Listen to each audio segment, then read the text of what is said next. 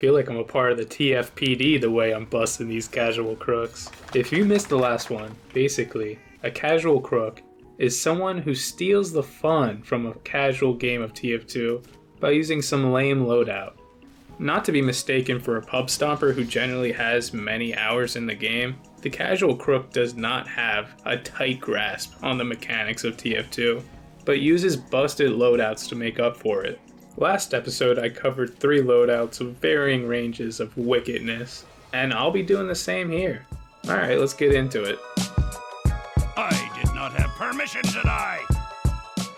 So this is named after the Elmaxo video, the Immortal Soldier, where he uses the very same loadout that we're using here today. And this loadout is an absolute oldie. It stood the test of time and has been one of the more popular loadouts for Soldier for 13 goddamn years. Hey man, there's good reason for that too. Both the black box and the conch give Soldier the most critical resource in the game, health. Alright, let's take a look at some of the numbers. What are we working with? The black box gives you health for each rocket landed, and the more damage that rocket does, the more health you're gonna get. If you are landing well-aimed rockets, you can expect somewhere between 15 to 20 health per rocket. Hey man, that's not too shabby. So unlike the burst healing of the black box, the conch is going to heal you over time. It starts off with healing you 1 health per tick, and slowly that's going to rise to 4 per tick. That cycle will be reset if you take damage, but that's a good amount of healing, dude. While both of these items are healing you, and you're raining rockets down on your enemies, you're also building up this rage meter right here. Once you do 480 damage, you can give the conch a little blow, and you'll find yourself running faster than a goddamn spy. 35% of the damage you do in this state will come back as healing, and you better believe that stacks with the black box. That's gonna make you one tough mug to kill. This bonus is also given to all your teammates standing nearby as well. Alright, so that all sounds pretty damn good, but of course there are downsides, right? The conch will have to replace either the gunboats or the shotgun, which is a big loss, but not as big as a loss as losing your 4th rocket, which you give up by using the black box. So where does this leave us? Well, TF2 often boils down to a bit of a numbers game, and 100 is a very important number in that game. A direct pipe does 100 damage, and so does a well-aimed rocket. Meat shots from the different shotguns will also do around 100 damage. Where a usual soldier would die to 2 landed pipes, 2 well-aimed rockets, or 2 landed meat shots, this soldier will most likely take 3 if he gives you the tiniest bit of splash damage. If you played this game for any time, you'll know that landing 3 perfect shots may not always pan out. Meanwhile, our friend who's using the conch and black box has 3 rockets that could give him a max of 60 health, which is going to make this fight a real pain in the ass. Although this loadout doesn't shine in a drawn out fight, it only needs that first clip to finish the job. I didn't even get to talk about the whip, which is a nuclear bomb disguised as a little piece of leather. So does the Immortal Soldier deserve the hate? It kinda does, I'm not gonna lie. The soldier has the 2nd most health in the game and can dish out some nasty damage. If you give that class more durability through healing, you have made a bit of a monster. Obviously this loadout is not as good as an MGE brother gunboat soldier, but that's what makes it a casual crook. It can put out serious damage while also bailing out the soldier with all that healing. Now that being said, it's honestly a really fun loadout. And if anyone ever wanted to try TF2 for the first time, I'd recommend it to them as a great loadout to get a feel for the game with. The Immortal Soldier can pub stomp with the most minimal of efforts. And speaking of little effort but high reward, let's look at another all-time casual crook.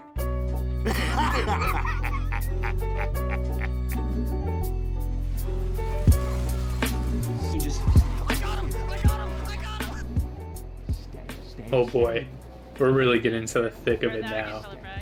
Alright, here's an idea. What if the fastest projectile in the game could headshot?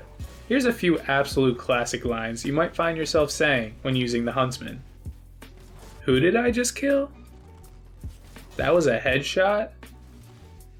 I wasn't even aiming for that guy. If I just keep firing down this choke, I'll probably get someone.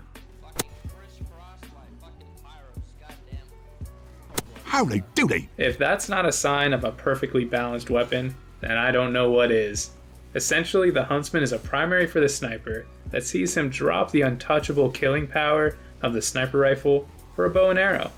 That's right, no aiming down the sights, just charge up your shot and let that arrow fly into someone you didn't even see. This weapon is commonly called the Lucksman, since a large part of the Huntsman's game plan is spamming chokes, hoping that it'll instantly kill some unaware gamer. With a nickname like the Lucksman, you can probably guess that folks aren't too fond of this thing. Looking at the damage it can do, it would make sense why. 50 to 120 damage for body shots is nothing to sneeze at, since that puts you 5 damage away from killing light classes. If only there was a way to put out 5 damage easily to put those gamers in the respawn room. The SMG is one of the best secondaries in the game, and when you pair it with the Huntsman, you can rack up a ton of chip kills. The SMG can do so much damage, dude. Even if you're missing your Huntsman arrows, the SMG can scare off scouts and pyros if you're landing your shots. So 120 damage body shots are pretty strong, but the 150 to 360 damage headshots is where true casual crooks are born. 360 damage is killing everything besides an overhealed heavy, coupled with the fact that a sniper can just jump around the corner, fully charged, and release an arrow that will somehow find its way to an enemy's head.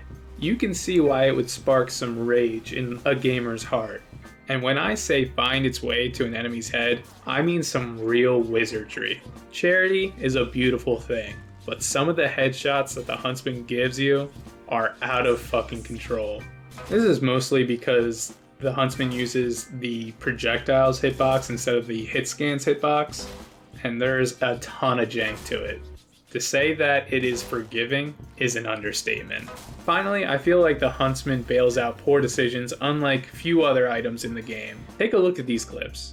So here I am, bumbling into the enemy's base on Harvest, looking at the scoreboard, and then right here I noticed that my ass is absolutely cooked.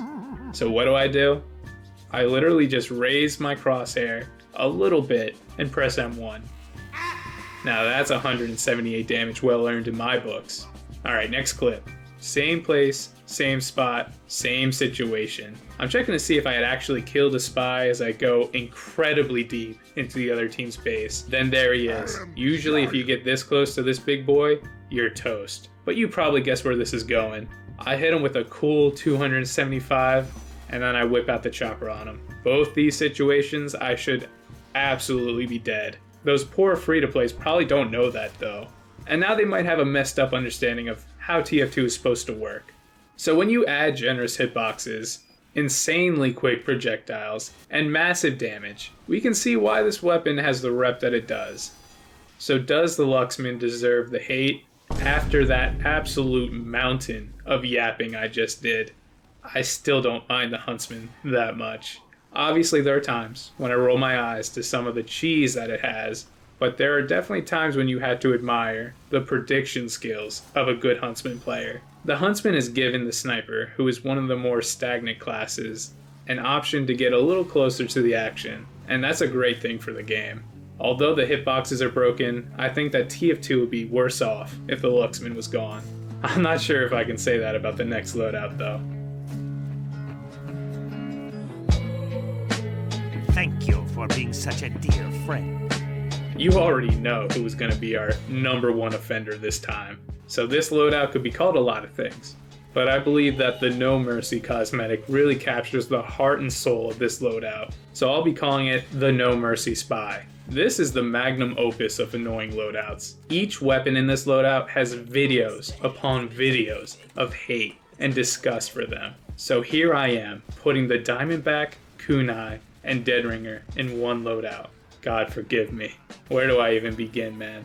Alright, the Diamondback gives you a guaranteed crit for each backstab and building destroyed by a sapper. The downside is a 15% damage penalty and no random crits. Dude, no random crits is fucking laughable. That is literally insane that Valve thought that would be enough to balance out this gun. 15% damage is a sizable debuff, don't get me wrong, but it's more than serviceable for defending yourself. Also, we gotta consider that most of the times when Spy is pulling out his revolver, he's trying to take on an already injured player. So is the 15% damage penalty really gonna come into effect then? I think not. The downsides are laughable. The upsides though, for doing his job, Spy now can gain critical hits that do 102 damage each. So if a Spy were to sap and stab an engineer, that Spy can now 2-tap a soldier who has the second most health in the game. Some Spy mains will say, oh well, you have to hit the shots once you get the crits. Is that how low the bar is? You have to hit the shots? If you miss your shots with a Diamondback, you can just run away. Go on home, wipe your ass, brush your teeth, and before you know it, you're back in behind the enemy lines, creeping up on the enemy medic and stabbing him in the back. And tell me, how did I outplay this sniper? Crikey! What did he do to deserve this? Well, other than being an edgy sniper main, I'd say he didn't do anything. Get absolutely fucking destroyed. Man, we used to live in a society. Rest in peace to the People's Revolver, the Ambassador. The Ambassador used to do 102 damage on headshots and made for some of the craziest montages in TF2 history. Rest in peace. Anyway, the only thing worse than a Spy with 3 stored random crits is a Spy with 3 stored random crits and 200 health. The Conniver's Kunai brings you down to a pathetic 70 health, but will provide you with healing and overheals upon a backstab. This isn't like a pathetic medic overheal that taps you out at 50% of your base health. No, this is up to 140 overhealing, which is 200% of your base health. Oh, what's up? And it takes 4 times as long to fully decay. The health of your enemy and the health of yourself determine how much healing you can get, but essentially the Kunai gives Spy a ton of survivability after that first stab. So I've been thinking, and these two weapons have a common theme that I believe to be the root of the disdain for these items. These weapons punish you for your teammates' mistakes. Where did I hear that before? When a Spy turns around to blast you with 2 crits, rocking 210 health, obviously he didn't get those from outplaying you. That Spy probably stabbed Ashley 3578 and sapped their buildings and saved those crits for a better player. Feeling punished because your teammates made a mistake isn't a great feeling. And the cherry on top of this caca sundae of a loadout is the dead ringer. Not knowing if you actually killed a Spy, watching them basically wait for you to hit them. These are all things that just make you roll your eyes. It used to be much, much more annoying. And generally, I think it's in a pretty good place right now. But still, you know I had to put it in here. So the No Mercy Spy, is it worth the hate? It's annoying, and it rewards the Spy for taking advantage of newer players. I cannot defend this loadout. It's pretty nasty, and it's 100% a certified Casual Crook classic. But what do you think? Did I miss anything for these 3 loadouts? I'm currently working on the 3rd video for Casual Crooks, and although I have 2 of the loadouts already wrapped up, I am struggling mightily trying to figure out what the classic crook for Scout would be. So if you have any recommendations and want to help me make this 3rd video, leave it in the comments, help your boy out. But yeah, that's all I got. Thanks for watching. I'll see you later.